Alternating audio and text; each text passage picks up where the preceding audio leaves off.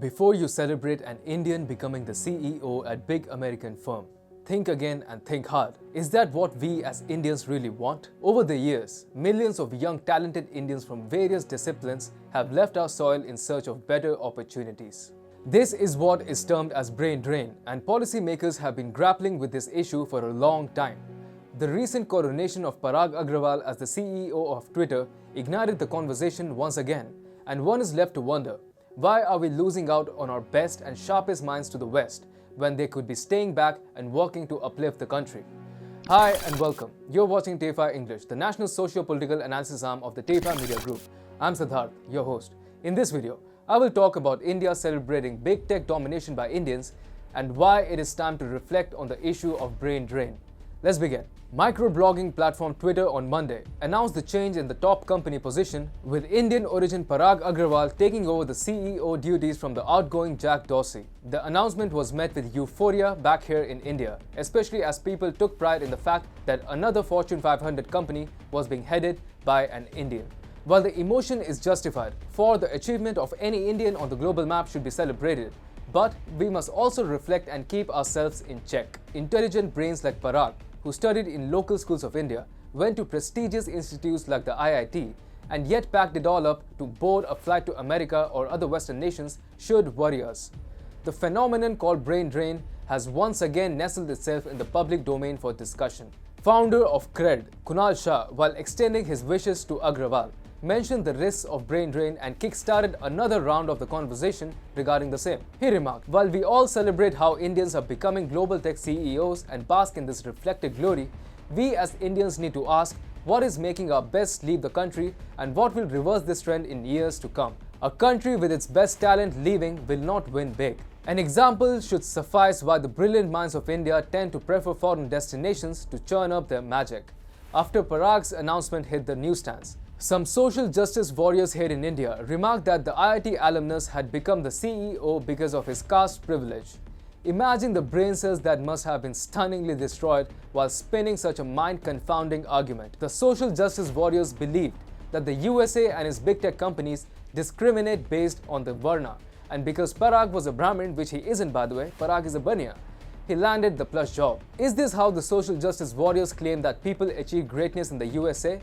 Then imagine the situation in India. Nobody denies that caste discrimination as a problem does not exist even in modern Indian society. However, dangling someone's caste over their head, which they cannot control, to undermine their achievements is just plain buffoonery. It is reverse casteism. However, the supposed conscience gatekeepers of the lower class of the country paint the entire upper caste majority with the same brush.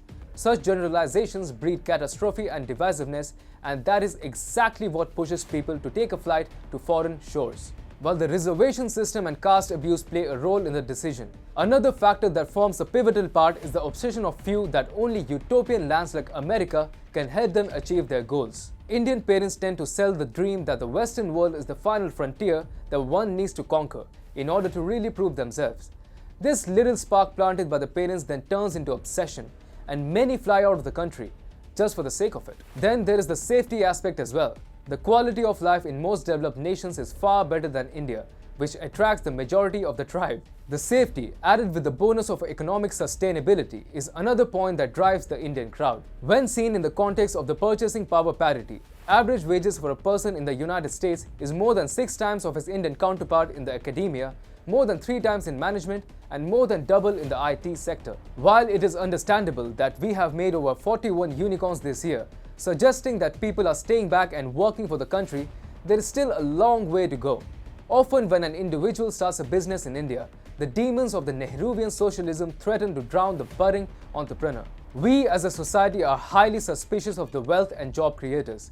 By and large, India is a risk-averse society, and thus, the notion that businesses are for the few chosen ones with billions in corpus is an idea that is perpetuated and ingrained in our brains from childhood. The child then grows up dreaming of being a mere cog in the industrialized machinery, rather than inventing the new machine. The current government might have strengthened the entrepreneurial environment, but if we wind the clock back by a few decades, the situation was perilously bad. The labor laws were archaic. There was no incentive for the businessman. The government and the public admonished businessmen who created millions of jobs for the public. The latter part of the argument still holds true, as vested interest groups continue to mudsling accusations on big entrepreneurs, thereby shattering the morale of up-and-coming business leaders who then look for foreign pastures. Atul Mishra, the founder of the TFI Media Group, summarized the main problem that is giving rise to brain drain by tweeting. Ambani Adani have generated more wealth and jobs for the nation than 20 Nadellas, 200 Pichais and 1000 Parags multiplied 10 times over, yet they only hate on social media. We are a nation that worries about brain drain and curses the wealth creators in the nation. Parag can be a role model, but he is not the ideal one. If one indeed wants to contribute to the nation and wants an idol, then looking up to Indian entrepreneurs who stayed back should be the way to go about things. People like Sridhar Vembu, Vijay Shekhar Sharma, Nitin and Nikhil Kamath should be the ones inspiring the people. After all, there is nothing more uplifting and rewarding than building your own motherland when you have the desired skill set for it.